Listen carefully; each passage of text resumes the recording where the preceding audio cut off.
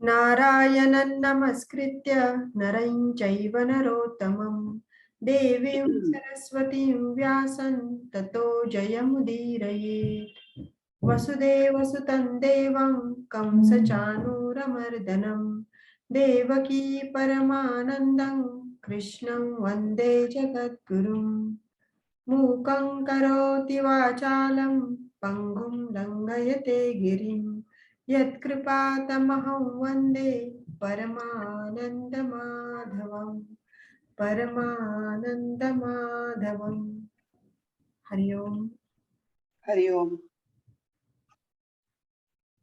गेल्या वेळेला आपण 16, 17 आणि 18 हे 3 आपण बघितले होते, त्यामुळे त्याची रिव्हिजन करून मग पुढे जाऊया.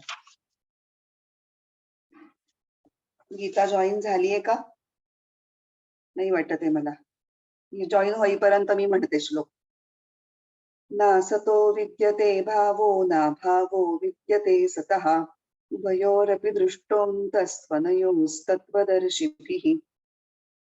याचा आपण अर्थ बघितला होता की असतला भाव नसतो म्हणजे अस्तित्व नसतं आणि सतला अभाव नसतो कधीच आणि कुठेही. आणि ह्या दोघांचं म्हणजे सत आणि असतचं अंतिम स्वरूप तत्वदर्शी ज्ञानी व्यक्तींनी जाणलेलं आहे किंवा ते जाणतात. त्याच्यामध्ये आपण बघितलं होतं पहिले पण अभावापासून सुरुवात केली होती. भाव म्हणजे अस्तित्व आणि अस्तित्व नसणं म्हणजे अभाव. अभावांचे 4 प्रकार बघितले होते. पहिल्यांदा असतची व्याख्या बघितली होती. असत म्हणजे ज्या वस्तूचा नेहमी अत्यंताभाव असतो, म्हणजे जी कधीच कुठेच अस्तित्वात नसते आणि कुणालाही कुठल्याही प्रकारे त्याचा अनुभव घेता येत नाही. मग सतची व्याख्या बघितली होती. सतची व्याख्या अशी होती की ज्या वस्तूचा कधीच कुठेच अभाव नसतो. म्हणजे आपण जे 4 अभाव बघितले त्यातला एकही त्याला कसा लागू होत नाही हे आपण बघितलं आणि त्याला आपण सत म्हणतो. आणि या सत तत्वाच्या असण्यामुळेच सगळ्या गोष्टी ज्या आहे म्हणून दाखवता येतात त्याच्या मुळाशी हे सत्तत्व असतं आणि याला पारमार्थिक सत्य किंवा ऍब्सोल्यूट रियालिटी म्हणतात.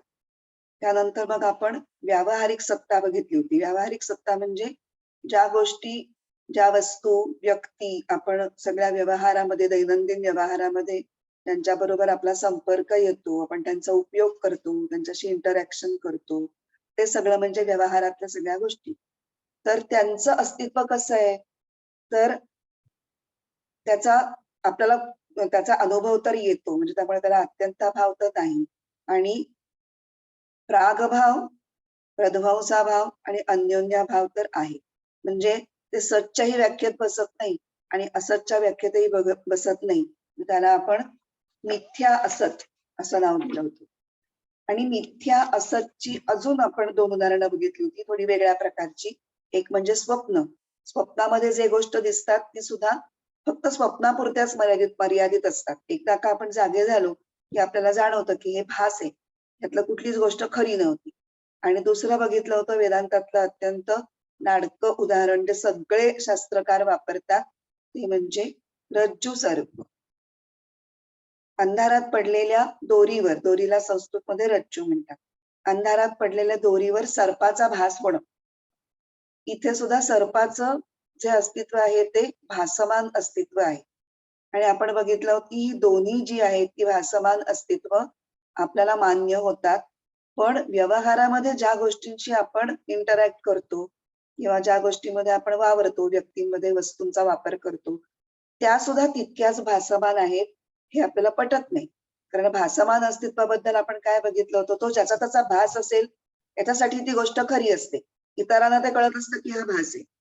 पण व्यवहारात तसं नसतं. व्यवहारात सगळ्यांना मिळूनच काही गोष्टी समान दिसत असतात.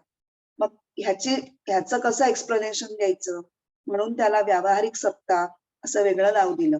म्हणजे एक पारमार्थिक सत्ता, दुसरी व्यावहारिक सत्ता आणि तिसरी प्रातिभासिक सत्ता. त्यांची 3 नावं आपण बघितली. ऍब्सोल्यूट रियालिटी म्हणजे पारमार्थिक सत्ता, ऍब्सोल्यूट अनरियल म्हणजे असत आणि appears to be real but actually unreal हे म्हणजे मिथ्या असत. मिथ्या गोष्टीचं पण अजून एक आपण बघितलं की मिथ्या वस्तूचं अधिष्ठान असतं.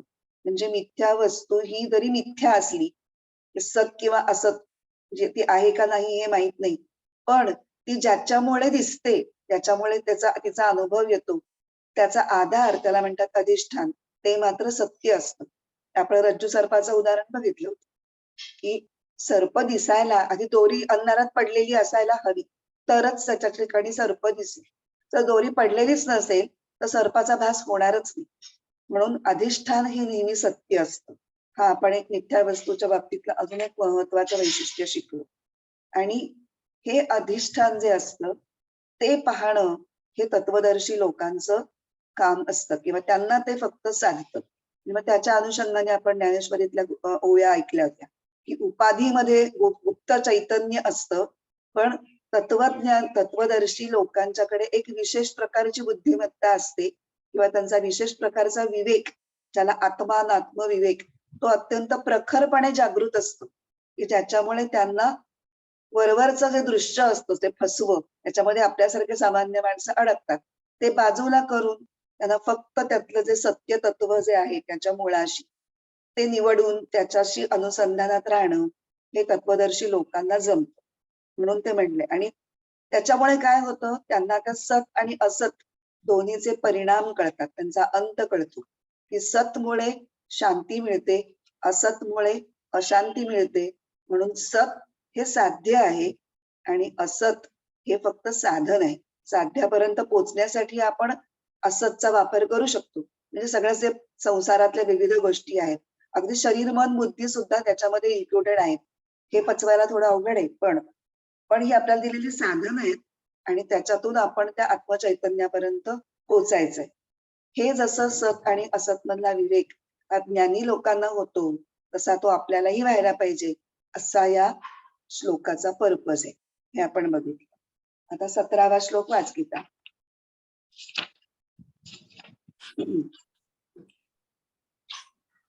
अविनाशी तु तद्विद्धि येन सर्वमिदं ततं विनाशमव्ययस्यास्य न कश्चित् कर्तुमर्हति. या श्लोकामध्ये परब्रह्माची किंवा सत्तत्वाची दोन लक्षणं सांगितलेली आहेत. एक त्याचं अविनाशित्व आणि दुसरं त्याचं सर्व व्यापकत्व. मग नंतर आपण कुठल्याही वस्तूचा नाश कुठल्या 6 प्रकारांनी होऊ शकतो ते पाहिलं होतं. स्वतःच नाश होईल, तर दुसऱ्याकडून नाश होईल, किंवा ज्याच्या आश्रयाने तो पदार्थ राहतो त्या आश्रयाचा नाश झाल्यामुळे होईल, किंवा ज्याच्याशी त्याचा संबंध असतो त्या वस्तू नाश पावल्यामुळे या पदार्थाचा नाश होईल, कारणाचा नाश होईल किंवा कार्याचा नाश होईल. अशा 6 प्रकारांनी कुठलीही वस्तू ही नाश पावू शकते. पण त्यातला एकही जो प्रकार आहे तो आत्मतत्वाला लागू होत नाही, हे आपण बघितलं. आणि मग अव्यय या पदाबद्दल बघितलं, की अव्यय हा शब्द आत्म्याचं अविनाशी असणं हे ठासून सांगण्यासाठी म्हणून पुन्हा एकदा वापरलेला आहे, की कुठल्याच प्रकारची झीज, व्यय म्हणजे झीज, कुठल्याच प्रकारची झीज या तत्वामध्ये होत नाही, म्हणून ह्याला अव्यय म्हटलेलं आहे. काही झीज ही होते आणि कधीच भरून निघत नाही, काही झीज होते नंतर भरून निघते. त्या दोन्ही प्रकारांची चीज ही याच्यामध्ये आत्म्याला नसते. आणि मग आपण बघितलंय की ज्ञानेश्वरीमध्ये या आत्म्याच्या सर्वव्यापी असण्याबद्दल किती सूक्ष्मतेने विचार केलाय. तेव्हा आपण सर्वव्यापी आहे असं जेव्हा म्हणतो तेव्हा एक चुकीचा समज व्हायची शक्यता असते, की आधी सगळं विश्व होतं, सगळ्या वस्तू होत्या आणि मग हे सत्यतत्व त्याच्या आत शिरलं आणि मग त्यांनी त्याला व्यापलं. असं जर आपण चुकीचा समज करून घेतला तर एक अनवस्था निर्माण होईल, म्हणजे एक विचित्र सिच्युएशन निर्माण होईल. काय की म्हणजे मग हे सत्यतत्व वेगळं आहे आणि सगळ्या विश्वातल्या वस्तू वेगळ्या आहेत. सत्यतत्व नंतर आत शिरणार आहे त्या वस्तूंच्या. मग या वस्तू म्हणजे हे सगळं विश्व आधीपासूनच बनलेलं असलं पाहिजे, मग ते कोणी बनवलं, त्याचा करता कोण, असे सगळे प्रॉब्लेम्स त्याच्यामध्ये निर्माण होतील. तर तो तसं होऊ नये म्हणून त्यांनी ज्ञानेश्वरीमध्ये असा शब्द वापरलाय, की हे सगळं विश्व हा ज्याचा विस्तार आहे.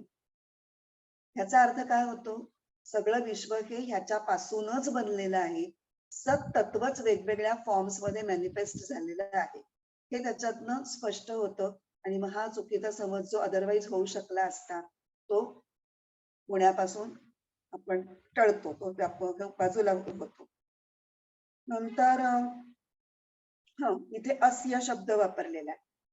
अस्य म्हणजे हे खूप जवळ आहे असं दाखवलंय. हे तत्व सगळ्यांच्या आत आहे आणि प्रत्येकाला जो स्वतःची अस्तित्वाची जी जाणीव होते तेच या सत्तत्वाचा प्रत्येक जीवामध्ये असणारा भाव आहे.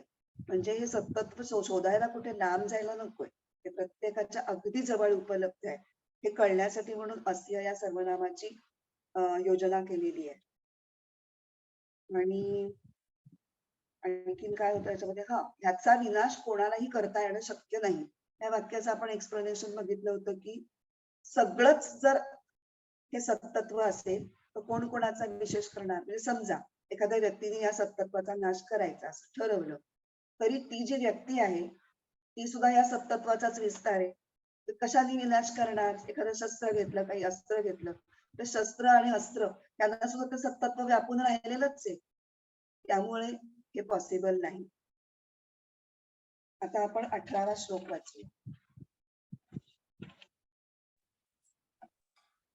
अंतवंत इमे देहा नित्यस्योक्ता शरीरिणः अनाशिनो प्रमेयस्य तस्माद् युध्यस्व भारत.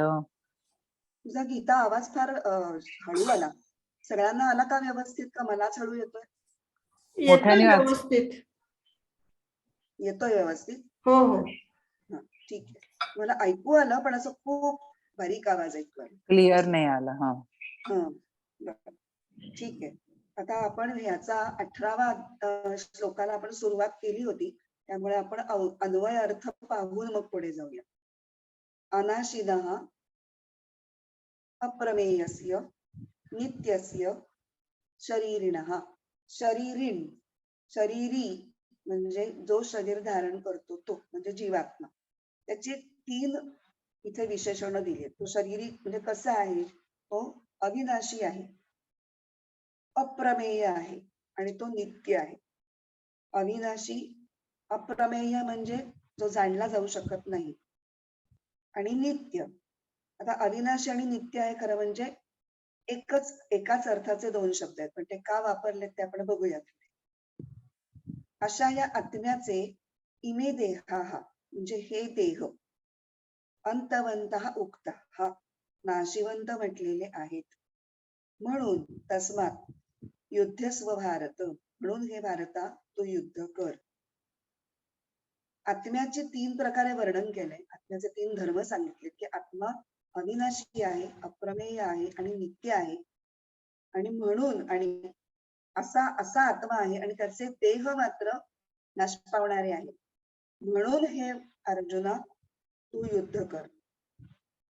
आता आपण इथे पहिल्यांदा सुरुवात केली होती, मागच्या वेळेला बघितलं होतं की शरीरी म्हणजे आत्मा एक आहे पण त्याचे देह मात्र बहुवचनात येतो शब्द इमे देहाः. तर इमे देहाः असं का म्हटलंय, त्याची 2-3 कारण आहेत. एक पहिलं अगदी व्यावहारिक पातळीवरचं म्हणजे आता इथे युद्धाचा प्रसंग उभा आहे. युद्धाच्या प्रसंगामध्ये अर्जुन उभा आहे, समोर सगळं सैन्य आहे, भीष्म द्रोण आणि त्याचे सगळे अनेक नातेवाईक आहेत आणि ह्यांना कसं मारू असा प्रश्न त्यांना पडलेला आहे.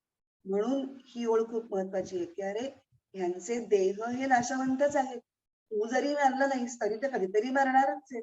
म्हणजे असं नाही की तू मारलं नाहीस तर ते कायमस्वरूपी तसेच टिकून राहणार आहेत. हा पहिला अधोरेखित केलाय. आणि दुसरी 2 जी आहेत ती तत्वज्ञानाच्या दृष्टीने त्याची कारण आहे की आपण बघितलं होतं मागे, प्रत्येक जीवाला 3 शरीर असतात. एक स्थूल शरीर, एक सूक्ष्म शरीर आणि एक कारण शरीर. अशा 3 शरीरांनी मिळून जीव बनतो. त्यातला आपण सूक्ष्म शरीराचे अवयव बघितले होते. पंच ज्ञानेंद्रिय, पंच कर्मेंद्रिय, पंच प्राण, मन आणि बुद्धी अशा 17 अवयवांनी मिळून सूक्ष्म शरीर बनतं. आणि सूक्ष्म शरीराशिवाय स्थूल शरीर कार्य करू शकत नाही, त्यांची जोडी असते. आणि स्थूल आणि सूक्ष्म शरीर का निर्माण होतात, तर कारण शरीरामुळे. म्हणूनच त्याला कारण म्हटलेलं आहे. स्थूल आणि सूक्ष्म निर्माण होण्याचं कारण जे बनतं ते शरीर. आता कारण काय असतं, वासने जन्म घेणे लागे वासनांच्या संगी. मुख्य जन्म येतो म्हणजे काय, आपण शरीर धारण करतो आणि ते का धारण करावं लागतं, आपल्या वासनांच्या पूर्तीसाठी. मग जोपर्यंत वासना आहेत तोपर्यंत शरीर धारण करावं लागतं. म्हणून या वासना ज्या असतात, ज्या आपण जन्मोजन्मी आपल्या बुद्धीमध्ये आपल्या चित्तामध्ये ठसलेल्या असतात, त्या वासनांचा पूर्ण क्षय होईपर्यंत आपल्याला जन्म येतच राहतात. म्हणून कारण शरीर हे वासनांचं बनलेलं असतं. आता आपण एवढंच त्याच्यामधलं एक्सप्लेनेशन लक्षात ठेवू. तर त्यामुळे प्रत्येक जीवाला 3 शरीर असतात, स्थूल, सूक्ष्म आणि कारण. आणि याच्यामध्ये स्थूल आणि सूक्ष्म मध्ये खूप परिवर्तन होत असतात. तसंच कारण शरीरात म्हणजे वासनामय शरीरामध्ये सुद्धा बदल होत असतात. कारण काय असतं, काही वासना भोगून संपतात, तर काही वासना नव्याने निर्माण होतात. त्यामुळे त्याच्यामध्येही परिवर्तन असतं. त्यामुळे ते शरीर सुद्धा स्थिर नसतं, परिवर्तनशील असतं. आणि जे काही परिवर्तनशील असतं ते सगळं नाशवंत असतं, असा वेदांतातला सिद्धांत आहे. त्यामुळे ही स्थूल सूक्ष्म कारण शरीरही नाशवंत आहे. हे दुसरं एक्सप्लेनेशन झालं, इमे देहा असं बहुवचन असण्याचं. आता अजून एक एक्सप्लेनेशन असं आहे की अस्य शरीरिणः इमे देहाः अंतवन्तः. आत्मा हा एकच आहे. आत्म्यांचं असं म्हटलेलं नाही. आत्मा हा कधीही बहुवचनात आलेला नाही. देह मात्र नेहमी बहुवचनात येतात. म्हणजे आता या युद्धामध्ये जे एवढे सगळे आहेत किंवा या विश्वाच्या पसाऱ्यात जे काही प्रत्येक अनेक जीव आहेत, त्या सगळ्यांच्या ठिकाणी एकच आत्मचैतन्य वास करून आहे, हे त्याच्यातनं सांगायचं आहे त्यांना. पण याच चैतन्यामुळे सगळ्या जीवांना मी आहे अशी अस्तित्वाची जाणीव होते. आणि प्रत्येकाच्या शरीरात असताना ही जाणीव ही एकाच स्वरूपाची असते. पण मग तरी हे सगळी शरीर वेगळी आहेत असं का जाणवतं किंवा असं का दिसतं, प्रत्येकाचं सूक्ष्म शरीर वेगळं आहे. त्यामुळे जेवढ्या बुद्धी असतात, बुद्धी प्रत्येकाची वेगळी असल्यामुळे त्या बुद्धीमध्ये मी आहे अशी एक वेगळेपणाची जाणीव येते. म्हणजे मी इतरांपेक्षा वेगळा आहे, इतर आहेत आणि मी त्यांच्यापासून वेगळा आहे, अशी जी वेगळेपणाची जाणीव आहे ती त्या सूक्ष्म शरीरातल्या बुद्धीमुळे आपल्याला तो प्रत्यय येतो. प्रत्यक्षात आत्मचैतन्य हे मात्र सर्व जीवांच्या ठिकाणी एकच आहे. म्हणून ते एकवचनात आणि इमे देहा हा ही बहुवचनात. आता आपण बघूयात, अनाशील आणि नित्य असे 2 शब्द याच्यासाठी वापरले. अप्रमेय पण आहे, तो आपण नंतर बघू. आता अनाशील म्हणजे ज्याचा नाश होत नाही तो, आणि नित्य म्हणजे जो नेहमीच असतो तो. आता हे दोन्ही बरोबर पाहता सारखेच वाटतात, हो की नाही? त्यांचा अर्थ काही फार वेगळा नाहीये. ही द्विरुक्ती आहे हे मान्य, पण ही द्विरुक्ती असण्याचं एक विशेष कारण. ते कारण असं आहे की थोडासा नाश आणि संपूर्ण नाश असे नाशाचा कुठलाच प्रकार हा आत्मतत्वाला लागू होत नाही, हे त्यांना ठासून सांगायचंय. थोडासा नाश म्हणजे काय, संपूर्ण नाश म्हणजे काय, याचं एक छान छोटस उदाहरण बघू. जेव्हा मनुष्याचा मृत्यू होतो, म्हणजे शरीराचा मृत्यू होतो, तेव्हा शरीर हे जाळलं जातं आणि त्याची राख होते, त्याचा संपूर्ण नाश होतो. इथे आपल्याला कळतं की हे देह होता आणि देहाचा नाश संपूर्णपणे झाला. पण एखादी व्यक्ती आजारी पडते, चांगली तडधाकट असते, आधी गलेलठ्ठ असते, आजारपणामुळे हळूहळू त्याचं वजन घटायला लागतं, तो कृश व्हायला लागते व्यक्ती. अशा वेळेलाही त्याच्या देहाचा एका वेगळ्या प्रकारे नाश होतच असतो. तो हळूहळू होणारा, थोडा थोडा होणारा नाश असतो, तोही नाशच असतो. पण असा हळूहळू थोडा थोडा टप्प्याटप्प्यात होणारा किंवा एका झटक्यात पूर्ण संपणारा, असा दोन्ही प्रकारचा नाश हा आपल्याला नसतो, हे सांगण्यासाठी अनाशील आणि नित्य ही 2 पदं वापरलेली आहेत. आता ह्या नित्यत्वाचे सुद्धा काही प्रकार आहेत बरं का. नित्यत्वाचे एकंदरीत 4 प्रकार आहेत. एक व्यावहारिक नित्यत्व, पारमार्थिक नित्यत्व, परिणामी नित्यत्व आणि कूटस्थ नित्यत्व. हे आपल्याला लागणार आहेत ह्या संकल्पना, म्हणून मुद्दाम स्पष्ट करते आता. आता आपण पहिल्यांदा व्यावहारिक नित्यत्व बघू, कारण ते आपल्याला चांगलं समजेल. सुरुवात करायला तिथून बरं आहे, पण आपण व्यवहारातच जगतो. समजा एखादं छान आंब्याचं लगडलेलं झाड आहे आणि आपण म्हणलो कुणी लावलं हे झाड, ज्या कोणाचा आंब्याची बालकी असेल ना, कुणी लावलं रे हे झाड, काय माहिती माझ्या खापर खापर पंचमानी कुणीतरी लावलं. म्हणजे आता तो ज्या कोणी जे झाड लावलंय तो आज अस्तित्वात नाहीये, त्यांनी लावलेलं झाड मात्र आज अस्तित्वात आहे. त्याची फळं त्याच्या पुढच्या पुढच्या अनेक अनेक पिढ्या खात आहेत. म्हणजे आता हे झाड हे त्या झाड लावलेल्या व्यक्तीच्या मानाने अधिक नित्य आहे. ती व्यक्ती गेली पण झाड आहे. आता हे झाड ज्या टेकडीवर आहे त्या टेकडीवर अशी अनेक झाड आहेत. त्यातली काही म्हणजे त्या टेकडीवरती अनेक झाडं आली गेली, काही तुटली वादळामुळे तोडून पडून पडली, काही कशाला कसर लागली त्याच्यामुळे ती गेली, वाळवी लागून गेली. पण टेकडी तशीच आहे. मग टेकडी आणि झाडं यांच्या तुलनेमध्ये टेकडी ही अधिक नित्य आहे. माणूस आणि वृक्ष याच्यामध्ये माणूस अनित्य झाला आणि वृक्ष हा जास्त नित्य झाला. वृक्ष आणि टेकडीमध्ये टेकडी जास्त नित्य झाली. आता अशा अनेक टेकड्या मोठमोठाले पर्वत पृथ्वीवरती आहेत. टेकड्या आल्या गेल्या, सपाट झाल्या, खोदल्या गेल्या, संपल्या, नवीन टेकड्या निर्माण झाल्या. पृथ्वी जशी आहे तशीच आहे. हे जे आहे ते तुलनात्मक, त्याला सापेक्ष म्हणतात. सापेक्ष नित्यत्व जे आपल्याला व्यवहारात सापडेल. एक गोष्ट दुसऱ्या गोष्टीपेक्षा थोडी अधिक नित्य असल्यासारखं वाटतं. आता दुसरं, पण अशा प्रकारचं नित्यत्व आत्म्याला नाही. कारण आत्म्यामध्ये कुठले बदल नाहीयेत ना, त्यामुळे आत्म्यामध्ये सापेक्ष नित्यत्व असू शकत नाही. आत्म्याचं जे नित्यत्व आहे त्याला म्हणायचं पारमार्थिक नित्यत्व. म्हणजे ते कसं आहे, कुठल्याही काळी, कुठल्याही स्थळी, कुठल्याही वस्तूच्या बाबतीत जरी विचार केला तरी आत्मतत्व सारखंच असतं, नेहमीच असतं, सर्वत्र असतं. त्रिकाला बाधित ज्याला म्हणतो, कधीच त्याच्यावर काही परिणाम होत.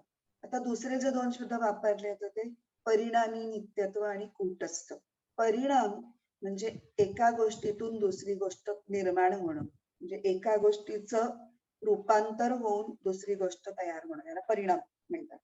म्हणजे आता मातीचा जेव्हा घट होतो तेव्हा मातीचं स्वरूप बदलतं. माती असतेच, तिचं स्वरूप वेगळं दिसतं, त्याचं रूपांतर होतं, त्याला म्हणायचं परिणाम. किंवा दुधाचं जेव्हा दही होतं तेव्हा दुधाचं रूपांतर होऊन दही तयार होतं, त्याला म्हणायचं परिणाम. आणि दुसरं कूटस्थ. म्हटलं कूट म्हणजे काय, ऐरण. कूट म्हणजे ऐरण. ऐरणीचे काय करतात, ऐरण कशासाठी वापरतात, लोखंडाच्या तुकड्याला वेगळे वेगळे आकार देण्यासाठी. तो लोखंडाचा तुकडा तापवून त्या ऐरणीवर ठेवतात आणि मग वरून ठोकून त्याला वेगळे वेगळे आकार दिले जातात. म्हणजे आता हे जे लोखंडाच्या तुकड्यामध्ये वेगळे वेगळे आकार होतात त्या सगळ्या बदलांना ही ऐरण आधार देते. पण हे सगळे बदल होत असताना ऐरणीत मात्र कुठलाच बदल होत नाही, ती कायम जशीच्या तशीच असते. आणि आत्मा हा तसा असतो. आत्म्याचं नित्यत्व हे परिणामी नसून ते कसं असतं, कूटस्थ असतं. कारण जगामध्ये ज्या विविध घडामोडी घडतात, जे जे बदल, प्रत्येक सृष्टीतला प्रत्येक घटक सारखा बदलतो. त्या सगळ्या बदलाला अधिष्ठान रूपाने हे सत्तत्व आहे किंवा आत्मतत्व आहे, पण त्याच्यात मात्र काहीही बदल होत नाही. म्हणून त्याचं नित्यत्व हे कूटस्थ आणि पारमार्थिक अशा दोन प्रकारचं आपण समजतो.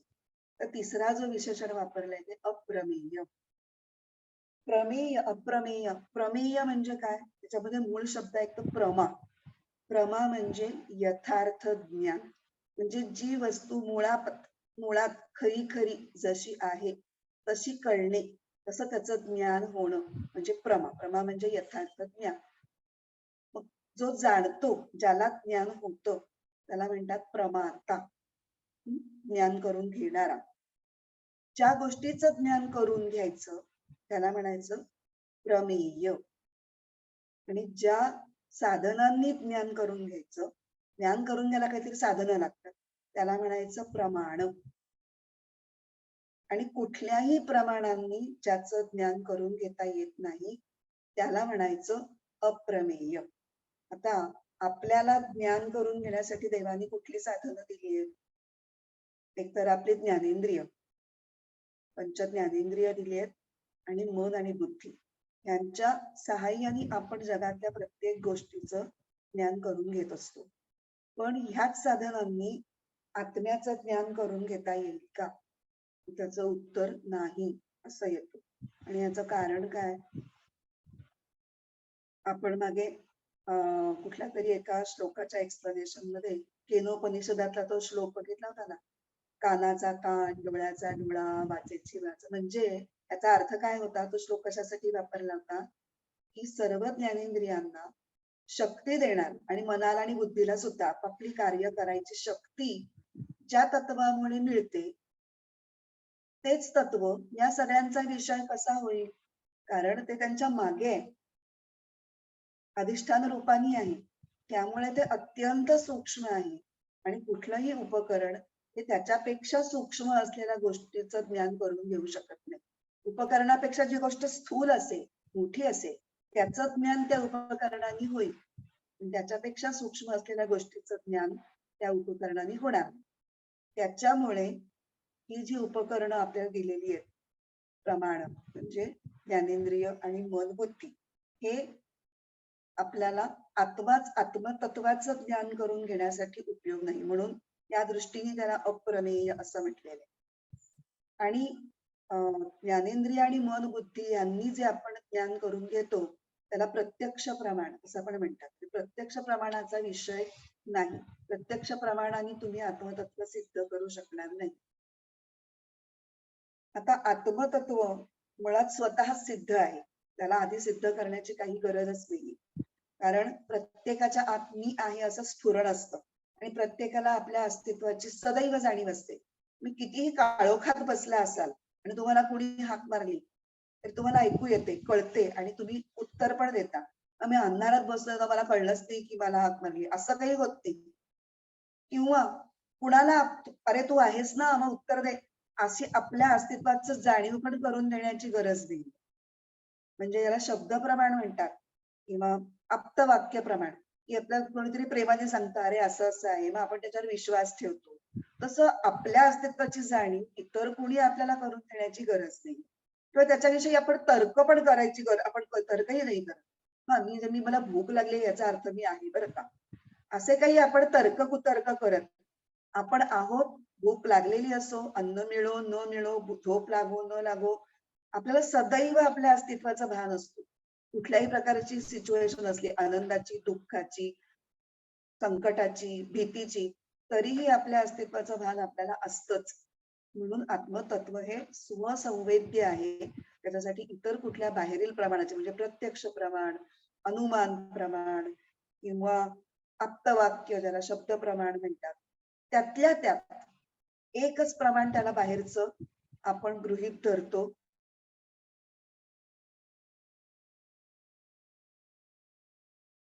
जे सांगितलेलं आहे ते आपण डोळे झाकून किंवा पूर्ण विश्वासाने आपण गृहीत धरतो की हो हे बरोबर असणार. आणि याचं कारण काय आहे तर वेद हे अपौरुषेय आहेत. ते कुणाही व्यक्तीने केलेले नाहीत. त्याला ईश्वराचे निश्वसित असे म्हटले, म्हणजे ईश्वराकडूनच त्याची निर्मिती आहे. ते ईश्वरीय ज्ञान आहे. अर्थात त्याच्यासाठी ईश्वरावरती विश्वास असण्याची गरज आहे. जे आस्तिक आहेत तेच वेदांच्या ज्ञानाला प्रमाण मानू शकतात. आणि वेदांमध्ये जे काही आत्म्याचे अनुभव आपल्याला दिसतात वेगवेगळ्या मंत्रांमधून मांडलेले, ते त्या त्या ऋषींना त्यांच्या ध्यानाच्या अत्युच्च अवस्थेमध्ये आलेले आहेत. हे सगळं गृहीत धरून आपण एका टप्प्यापर्यंत श्रुतींना प्रमाण मानतो. पण खरं पाहता आत्मतत्व हे स्वसंवेद्य आहे, म्हणजे पूर्णपणे अप्रमेय आहे. आता असं कुठे म्हटलंय, इथे काय म्हटलंय, अंतवंत इमे देहा नित्यस्य उक्ताहा म्हटलेलं आहे. कुठे म्हटलंय बरं हे? तेच हे देह नाशवंत आहेत आणि त्याला धारण करणारे सत्तत्व हे अविनाशी आहे, हे उपनिषदामधून म्हटलेलं आहे. ज्ञानी व्यक्तींनी ज्यांची ध्यान साधनेची अवस्था अत्यंत प्रगत आहे अशी. आता विशेषतः गीतेला तर उपनिषदांचं सारच म्हटलेलं आहे. म्हणजे गायींचं दूध काढलेलं आहे श्रीकृष्णाने, असे आपण सुरुवातीला वाचलं जेव्हा आपण गीता ध्यानातले काही श्लोक पाहिले तेव्हा. तर कठोपनिषद ह्या उपनिषदाचा विशेष प्रभाव या दुसऱ्या अध्यायावरती दिसून येतो. म्हणजे काही काही तर एखाद दुसरा शब्द बदलून जसाच्या तसा श्लोक उचललेलाही दिसतो. पुढचेच 2 श्लोक आपण बघणार आहोत की जे सही कठोपनिषदामधून उचललेले आहेत. तर इथे उपनिषदांमध्ये सांगितलेलं आहे ह्या सगळ्या आत्म्याच्या विषयीचं वर्णन. आता हे एवढं सगळं सांगितल्यानंतर पुढे शेवटचं वाक्य महत्वाचं आहे. तस्मात हे भारत युध्यस्व. तेव्हा हे अर्जुना, तस्मात म्हणजे म्हणून. म्हणून म्हणजे काय, कशासाठी, तुला आता कळलं ना, मी सांगितलं की हा आत्मा अविनाशी आहे, नित्य आहे आणि अप्रमेय आहे. म्हणून आणि हा आत्मा असा आहे आणि हा आत्मा धारण जो करतो शरीर, ती मात्र नाशवंत आहेत. हे कळल्यानंतर तू आता बिनधास्त लढ. आता इथे युद्धस्व हा व्याकरणाच्या दृष्टीने बघितलं तर तो आज्ञार्थ म्हणजे आज्ञा दिलेली आहे ती अर्जुनाला श्रीकृष्णाने असा अर्थ निघतो. पण प्रत्यक्षात इथे आज्ञा असा त्याचा भाव नाहीये. तर त्याच्यामध्ये हे सगळं कळल्यानंतर, आज्ञाचं खरं स्वरूप कळल्यानंतर आणि हे देह नाशवंतच आहे हे कळल्यानंतर तुला आता युद्ध करायला काहीच हरकत नाही. तू आता युद्ध करण्यासाठी इथे उभा आहेस, तेव्हा तुझं युद्धाचं कर्तव्य तू कुठल्याही मनामध्ये हिजल हाजल न करता तू पार पाड, असं त्याला कर्तव्यासाठी प्रवृत्त करण्याकरता एक आवाहन श्रीकृष्णाने केलंय किंवा त्याला एक अनुमोदन दिलंय की युद्ध करणं कसं बरोबर. इथे अर्जुनाच्याच निमित्ताने आपला सुद्धा सगळ्यांचा नित्यानित्य विवेक हा जागृत करण्याचा प्रयत्न भगवंत करतायत. आणि आपण सुद्धा जेव्हा आता तो युद्धासाठी उभा आहे, आपल्याही जीवनामध्ये अनेक लहान मोठी संकट येतच असतात, तेव्हा त्या संकटामध्ये सुद्धा आपला हा नित्यानित्य विवेक आपण जागृत ठेवावा आणि पराभूत मनोवृत्ती स्वीकारू नये, हातपाय घालू नयेत आणि आपल्या कर्तव्य करण्यासाठी त्या संकटांच्या प्रसंगाला शांतपणे सामोरं जावं आणि आपापलं कर्तव्य चिकाटीने, प्रामाणिकपणे, निष्ठेने पार पाडावं असा संदेश या श्लोकामध्ये आपल्याला डायरेक्टली दिलेला आहे भगवंतांनी. 18वा श्लोक. 19वा वाचशील आता तिथं. य एनं वेत्ति हन्तारै यश्चैनं मन्यते हतम् उभौ तौ न विजानीतो नायं हन्ति न हन्यते. आता आधी पद फोडून वाचूया. यः एनं वेत्ति हन्तारं यः च एनं मन्यते हतम् उभौ तौ न विजानीतः न अयं हन्ति न हन्यते. आता अन्वय. यः एनं हन्तारं वेत्ति, जो या आत्म्याला मारणारा समजतो. च आणि यः एनं हतं मन्यते,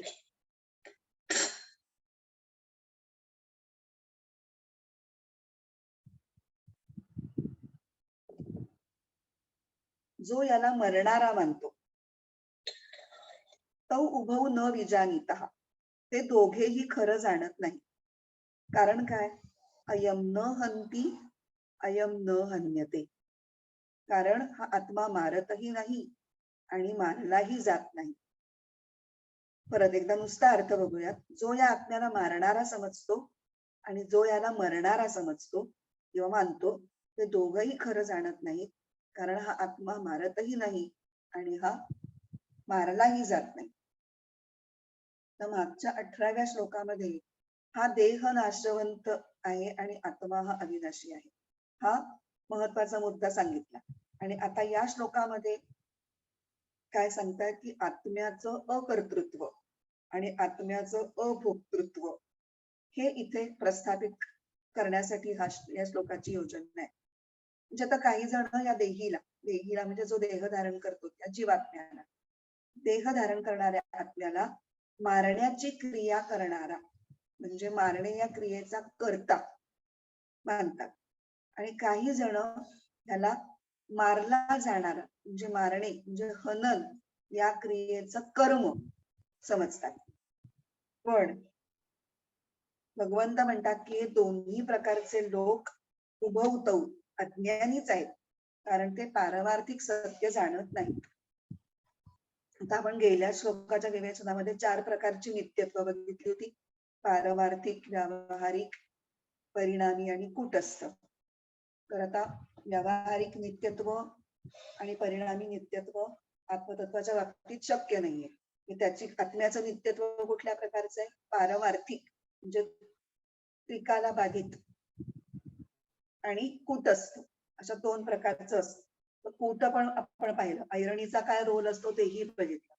तर लोखंडाला आकार देताना ऐरणीचा काहीही फरक पडत नाही. त्याचप्रमाणे अविकारी आत्मा हा कुठल्याच क्रियेमध्ये सहभाग घेत नाही, म्हणजे त्याच्यात बाहेरच्या कुठल्या आणि तो स्वतः कुठली क्रिया करत नाही. तो क्रियेला साक्षी असतो, फक्त क्रियेला आधार देतो. आणि कुठल्याही बाह्य क्रिया घडत असली तरी आत्म्यावर त्याचा काहीही परिणाम होत नाही. जो काही परिणाम होतो तो शरीरावरती होतो. म्हणून आत्मा हा अकर्ता आणि अभोक्ता आहे, हे त्याच्यातनं सिद्ध होत. आता इथे मारणं ह्या कर्माचं जर कर्तृत्व जर आपण आत्म्याला द्यायचा प्रयत्न केला तर ते कसं होईल माहितीये का? समजा एखाद्या दिव्याच्या प्रकाशामध्ये एखादा खून झाला, तर असं म्हणण्यासारखं आहे तो दिव्यानीच तो खून केला किंवा दिव्यानी खुनाला प्रोत्साहन दिलं असं म्हणू का आपण? दिवा तिथे होता आणि त्याच्या प्रकाशात ही घटना घडली, पण दिव्याचा त्या घटनेशी तशा अर्थाने काहीच संबंध नव्हता असण्या पलीकडे. आणि आत्म्याचं फक्त असणं आणि ती गोष्ट घडण्यासाठी जे चैतन्य आहे ते पुरवणं एवढाच रोल असतो, बाकी काहीच नसतो. हे त्यांना येथे सांगायचंय. आता हा श्लोक कठोपनिषदात डायरेक्टली घेतलेला आहे आणि तो कठोपनिषदातला जो मूळ श्लोक आहे ना तो वाचते. हंता चेन मन्यते हंतुम हतश्चेन मन्यते हतम उभवतौ न विजानीतौ नायम हंती न हन्यते. आहे की नाही? जवळपास सगळं सारखं आहे. उगाच काहीतरी एखाद दुसरा शब्द इकडे तिकडे आहे आणि तो अगदी त्याच अर्थाने, म्हणजे असं काही नेचर फरक नाही. आता ज्ञानेश्वर महाराजांनी फक्त 2च ओव्या या श्लोकासाठी वापरल्या आणि त्या ओव्यांमध्ये या सगळ्या श्लोकाचा अभिप्राय कसा व्यक्त केलाय ते बघू. ओवी क्रमांक 137 आणि 138. तू धरुनी देहाभिमानाते विठी सोनी शरीराते मी मारिता हे मरते म्हणत आहासी. सोनी म्हणजे ठेवून आणि दिठी म्हणजे दृष्टी. तू देहाभिमान धरून म्हणजे देह बुद्धीने फक्त देहाचाच विचार करून तू हे म्हणतोयस की मी मेल्यानंतरच हे मरणार, मी मारल्यानंतरच हे मरणार, मी मारिता हे मरिती हे मरते म्हणत आहासी. अरे तू केवळ या शरीराचा अभिमान धरून आणि त्या शरीरावरतीच दृष्टी खिळवून भिडवून मी मारणारा आणि हे मरणारे असं म्हणत आहेस. तरी अर्जुना तू हे नेणसी, पण तुला अद्याप हे समजलेलं नाहीये. काय? जरी तत्वता विचारिसी तरी वधिता तू नव्हेसी हे वध्य नवती. की जर खरं सत्याचा विचार केलास, म्हणजे पारमार्थिक सत्याचा विचार केलास तर तू यांना मारणार नाहीस आणि हेही मारले जाणार नाही. फक्त 2च ओव्या त्यांनी या श्लोकासाठी लिहिलेल्या आहेत. त्याच्यामध्ये सगळा अभिप्राय त्यांनी व्यवस्थित समाविष्ट केलेला आहे. 20वा वाचूया श्लोक.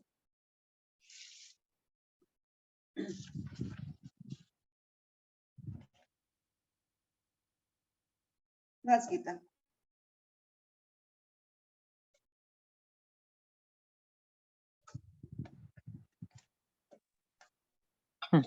न जायते म्रियते वा कदाचिन् नायं भूत्वा भविता वा न भूयः अजो नित्यः शाश्वतोऽयं पुराणो न हन्यते हन्यमाने शरीरे. पद फोडून वाचते. न जायते म्रियते वा कदाचित न अयं भूत्वा भविता वा न भूयः अजः नित्यः शाश्वतः अयं पुराणः न हन्यते हन्यमाने शरीरे. अन्वय. अयं कदाचित अयम म्हणजे हा आत्मा, अयम आत्मा. कदाचित म्हणजे कधीही, न जायते वा न म्रियते, जन्मत नाही किंवा मरत नाही. वा द अयम, किंवा असंही नाही की हा भूतवा म्हणजे एकदा होऊन जाऊन, भूयः न भविता पुन्हा होत नाही. अयम अजः नित्यः शाश्वतः पुराणः, हा जन्मरहित, नित्य, शाश्वत आणि पूर्वापार आहे. शरीरे हन्यमाने अयम न हन्यते, शरीराचा नाश झाला तरी याचा नाश होत नाही. नुसता अर्थ परत एकदा बघूया. हा आत्मा कधीही जन्माला येत नाही की हा मरत नाही, किंवा असंही होत नाही की एकदा हा झाला, होऊन गेला आणि मग परत झाला, असं पण होत. हा जन्मरहित, नित्य, शाश्वत आणि पूर्वीपासून जसा आहे तसाच आहे. आणि शरीराचा जरी नाश झाला तरी याचा नाश होत नाही. या श्लोकामध्ये आत्म्याचं अविकारित्व म्हणजे विकार, त्याच्यामध्ये कुठली बदल होत नाही ही गोष्ट सांगितली. मागच्या श्लोकात काय सांगितलं? आत्मा हा अकर्ता आणि अभोक्ता आहे हे सांगितलं. त्याच्या मागच्या श्लोकात काय सांगितलं? 18व्या, अविनाशी अशा आत्म्याचे देह मात्र नाशवंत असतात ही गोष्ट सांगितली. आता ह्याच्यामध्ये आत्म्याचं अविकारित्व ही जी क्वालिटी आहे त्याच्यावर भर देऊन आपल्याला विवेचन करायचंय. आता हा श्लोक सुद्धा कठोपनिषदातल्याच एका श्लोकावरती सरळ सरळ आधारित आहे. तो श्लोक वाचते.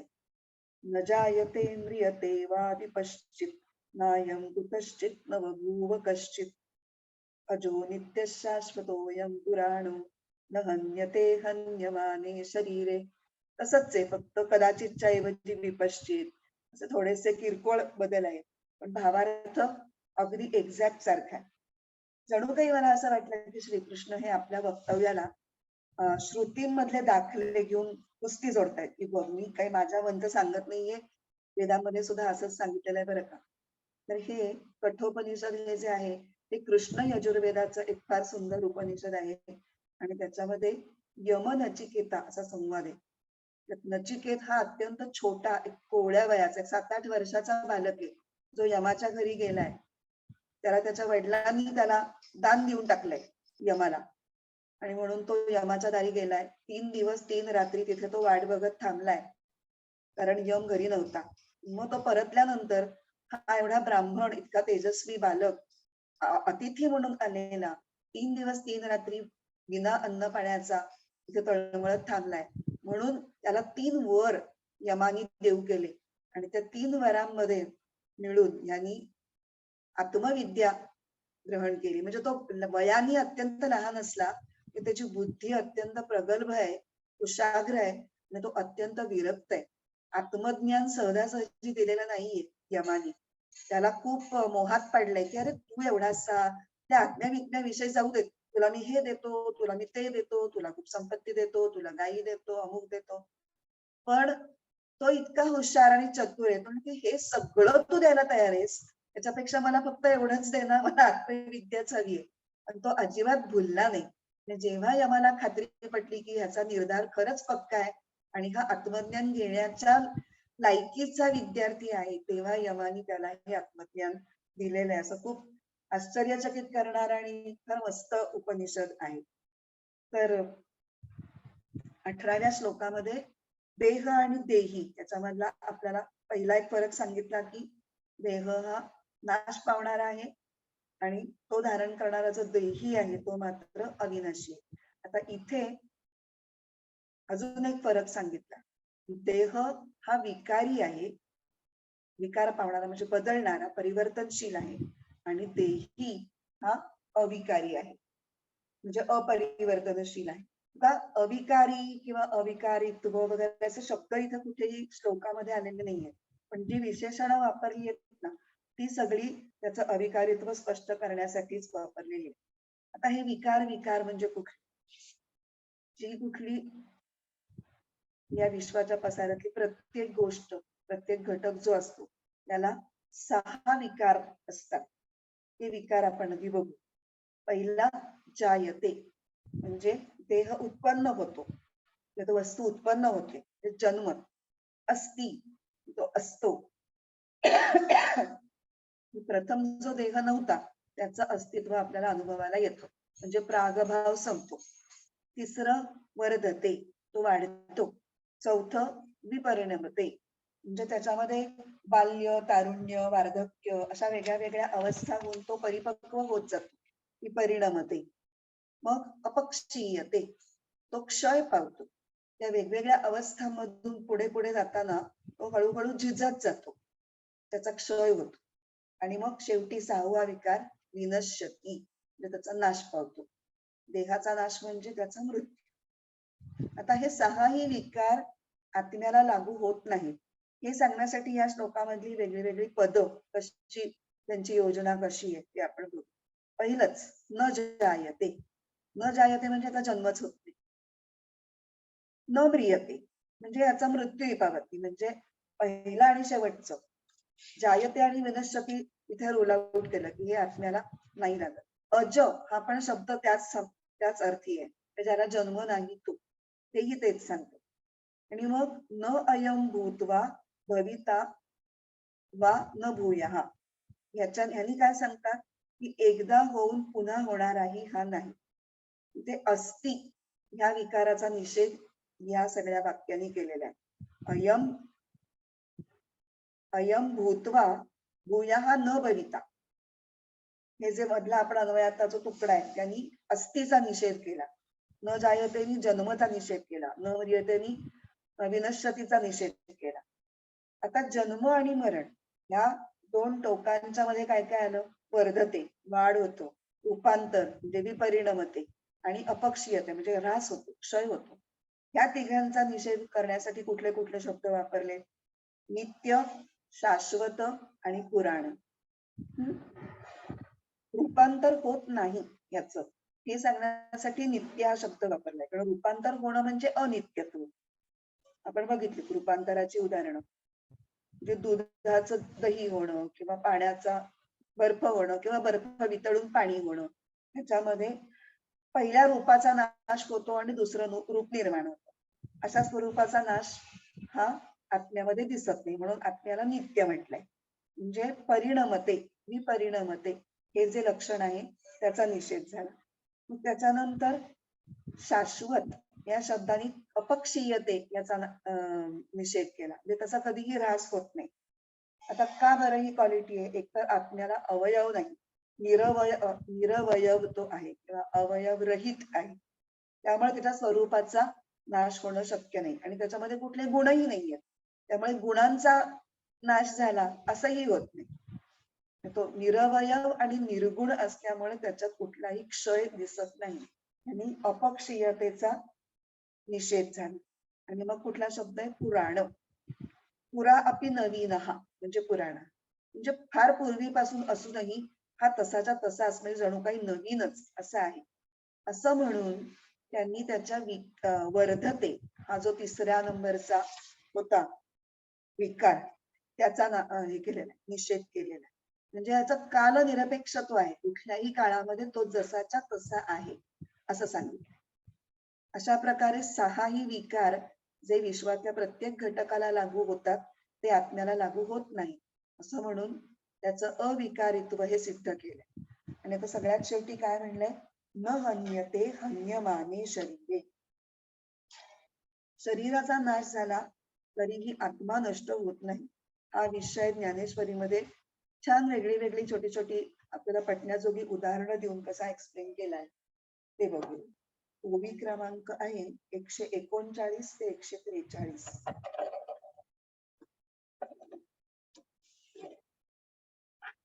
जैसे स्वप्ना माझी देखीजे, ते स्वप्नीची साच आपजे, मग चेऊनिया पाहिजे तव काही नाही.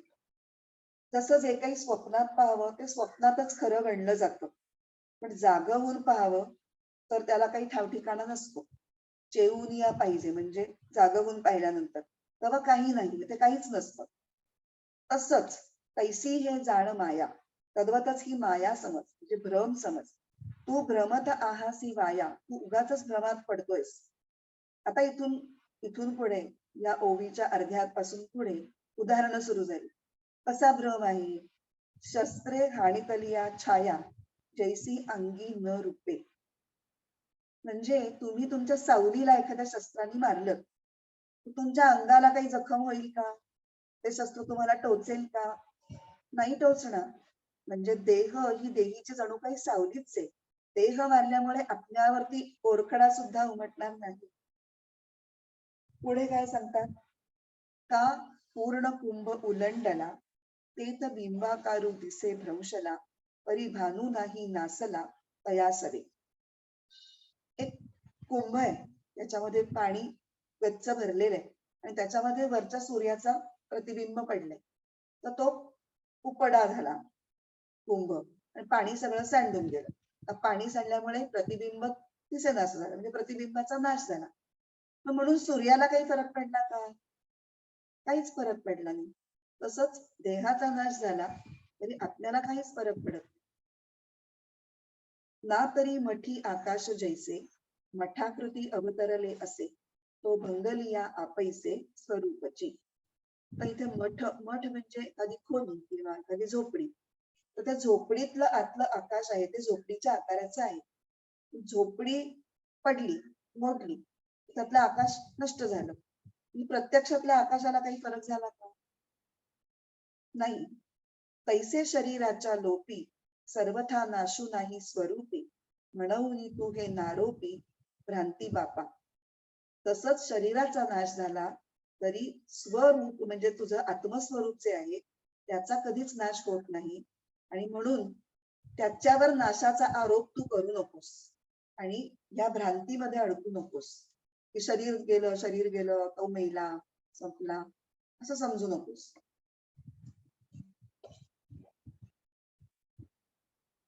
तर अशा प्रकारे हा 20वा श्लोक आपला झाला. न जायते म्रियते वा कदाचित नायम भूत्वा परितावान भूयः अजो नित्य शाश्वतोयम पुराणो न हन्यते हन्यमाने शरीरे. आता 21वा श्लोक थोडा मोठा आहे, आपण परत थोडी सुरुवात करून ठेवूया. आहे तेवढी 5 मिनिटात आपला जर झाला तर बघते मी. हाच गीता 21. वेदा विनाशिनं नित्ये य एनमजमव्ययम् कथं स पुरुषः पार्थ कंघातयति हन्तिकम्. वेद अविनाशिनं नित्यं यः एनम अजम अव्ययम् कथं सः पुरुषः पार्थ कम घातयति हन्तिकम्. हे पार्थ म्हणजे हे पार्था, यः एनम जो या आत्म्याला, अविनाशिनं नित्यम अविनाशी नित्य, अजम अव्ययम जन्मरहित आणि अव्ययम वेद म्हणजे जाणतो. सहा पुरुषः कम कथम घातयती तो पुरुष कोणाला कसं बरं मारवेल आणि कम कथम हंती कोणाला कसं बरं मारेल. म्हणजे एकदा हे पार्था ज्या माणसाला कळलं की हा आत्मा अविनाशी आहे, नित्य आहे, जन्मरहित आहे, त्याचा काही झीज होत नाही, हे कळल्यानंतर तो पुरुष कसा कुणाला मारेल किंवा कुणाकडून मारवेल. इथे की वर्ड्स आहेत, कम घातयती हंतिकम, हे फार त्याच्यातले महत्वाचे शब्द आहेत. आता या श्लोकाचा अभिप्राय काय आहे की आत्मा हा एकदा अशा स्वरूपाचा आहे हे कळल्यानंतर स्वतःला करता समजण्याची गोडचूक कोण करेल. आता इथे प्राप्त परिस्थिती काय आहे? युद्ध.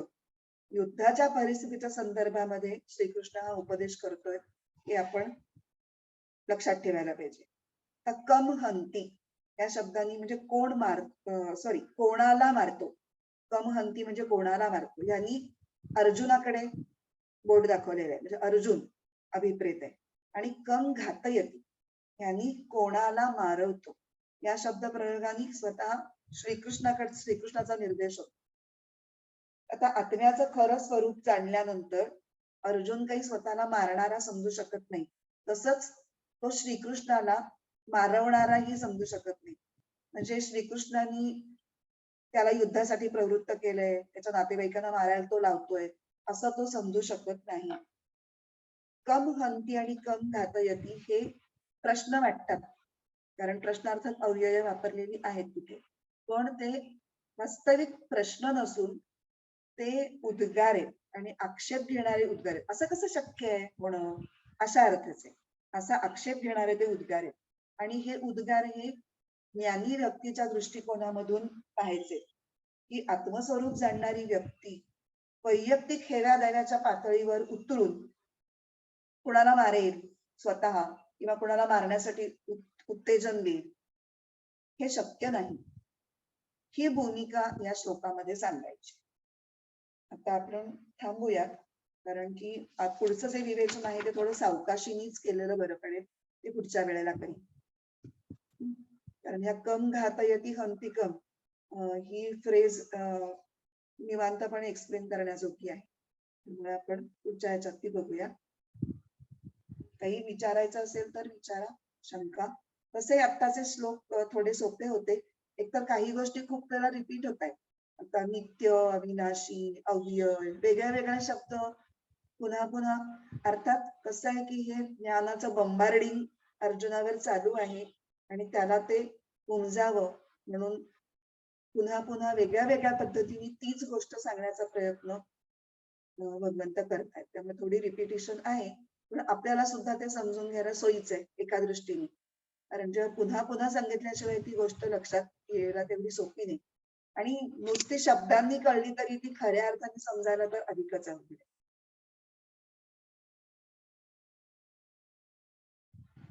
प्रार्थना म्हणूयात का?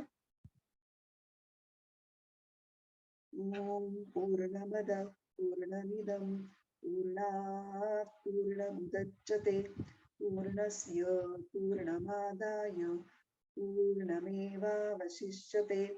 ओम शांती शांती शांती. हरि ओम. श्री गुरुभ्यो नमः. हरि ओम.